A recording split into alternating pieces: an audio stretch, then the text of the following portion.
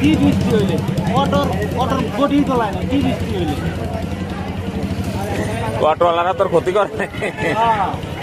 অটোর নাম আছে বংশাল মকিম বাজার, নাজিরা বাজার নাম আছে।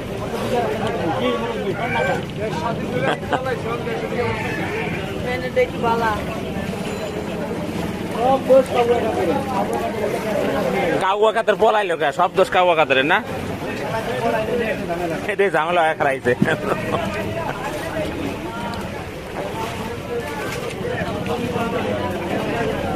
ও বাংলাদেশে থাকতো।